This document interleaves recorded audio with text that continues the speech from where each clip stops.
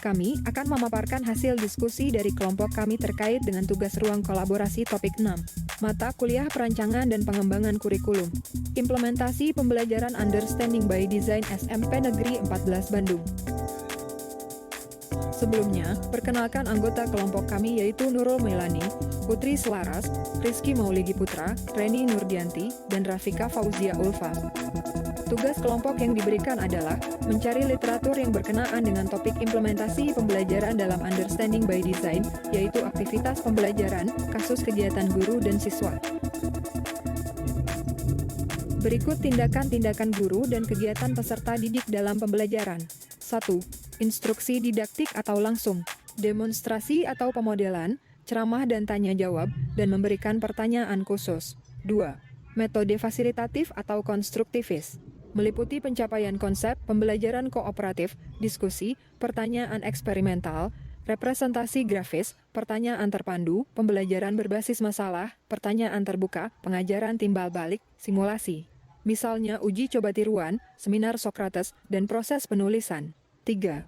Pelatihan, meliputi umpan balik dan pembinaan, dan praktik terpandu. Berikut tindakan-tindakan guru dan kegiatan peserta didik dalam pembelajaran. 1. Menerima, menanggapi. Terdiri dari mengamati, mencoba, berlatih, memperbaiki.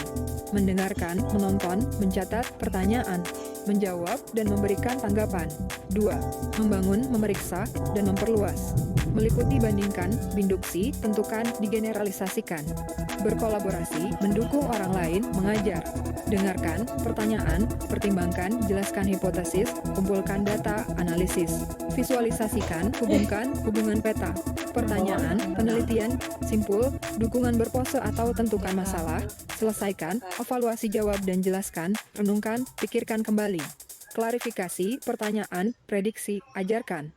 Periksa, pertimbangkan, tantangan, debat. Pertimbangkan, jelaskan, tantang, justifikasi. Brainstorm, mengatur, menyusun, dan merevisi. 3. Perbaiki keterampilan, sedalam pemahaman. Terdiri dari dengarkan, pertimbangkan, berlatih, mencoba lagi, memperbaiki. Merevisi, mencerminkan, memperbaiki, dan mendaur ulang. Berikut pertanyaan yang diajukan. 1. Kegiatan mana yang sering Anda lakukan? 1, 2, atau 3. Dan mengapa kelompok Anda memilih kegiatan tersebut? 2. Kegiatan mana yang menurut Anda cocok dan sesuai untuk peserta didik kekinian? Berikut jawaban dari pertanyaan pertama. Kegiatan yang sering kelompok kami lakukan adalah tindakan 2, yaitu dengan metode fasilitatif atau konstruktivis. Hal ini telah dilakukan dalam kegiatan pembelajaran di kelas. Misalnya kami telah melaksanakan pembelajaran yang bertujuan untuk mencapai konsep, membangun konsep siswa. Selain itu juga kami melakukan kegiatan diskusi dan pembelajaran kooperatif dengan melibatkan siswa untuk mempresentasikan karya mereka. Dari kegiatan tersebut terdapat pertanyaan baik bersifat terbuka, eksperimental, maupun pertanyaan terpadu. Berikut jawaban dari pertanyaan pertama. Deskripsi kegiatan siswa. Berdasarkan pengalaman saat PPL di SMPN 14 Bandung, kegiatan yang sering siswa lakukan saat pembelajaran adalah kegiatan 1, yaitu menerima, dan menanggapi. Selama kegiatan pembelajaran, siswa masih banyak yang pasif. Perlu diarahkan dan distimulasi terlebih dahulu untuk dapat merespons secara aktif. Menurut pengamatan kami, hanya beberapa siswa saja yang aktif dan antusias dalam mengikuti kegiatan pembelajaran. Berikut jawaban dari pertanyaan 2. Peserta didik masa kini dihadapkan dengan tantangan keterampilan abad 21. Pendidikan harusnya berpihak pada peserta didik untuk memberikan ruang bagi mereka mengasah, menyalurkan keterampilan dan kemampuan yang dimiliki secara mandiri dan kreatif.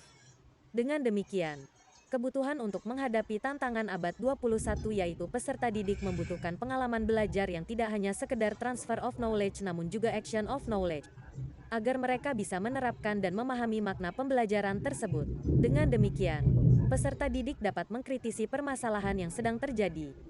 Berikut jawaban dari pertanyaan 2. Deskripsi tindakan guru. Menurut kelompok kami, kegiatan yang cocok untuk peserta didik kekinian adalah tindakan 2. Mengingat era saat ini memasuki abad 21, di mana guru dituntut untuk paham dengan teknologi dan dapat memfasilitasi peserta didik untuk merdeka belajar. Seorang guru juga sebaiknya menerapkan pembelajaran yang konstruktif sehingga diharapkan mampu mengembangkan kemampuan peserta didik dalam bertanya dan menemukan jawaban dari pertanyaan yang mereka buat. Selain itu, juga dapat meningkatkan pemahaman konsep peserta didik secara utuh serta dapat menjadi pemikir yang mandiri. Berikut jawaban dari pertanyaan 2. Deskripsi kegiatan siswa. Menurut kelompok kami, kegiatan yang cocok untuk peserta didik kekinian adalah kegiatan 2, yaitu membangun, memeriksa, dan memperluas kemampuan peserta didik. Kegiatan 2 sesuai dengan perkembangan pendidikan yang diharapkan di masa pembelajaran abad 21. Jika kegiatan tersebut benar-benar dilaksanakan dan peserta didik aktif dalam kegiatan pembelajaran, maka peserta didik dapat menguasai konsep secara menyeluruh.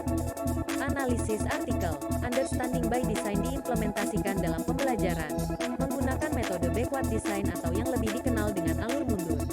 Kemudian dari berbagai jurnal yang peneliti dapatkan, pendekatan Understanding by Design sudah diimplementasikan di Indonesia dengan menerapkannya dalam proses pembelajaran di kelas dan dinyatakan efektif untuk digunakan.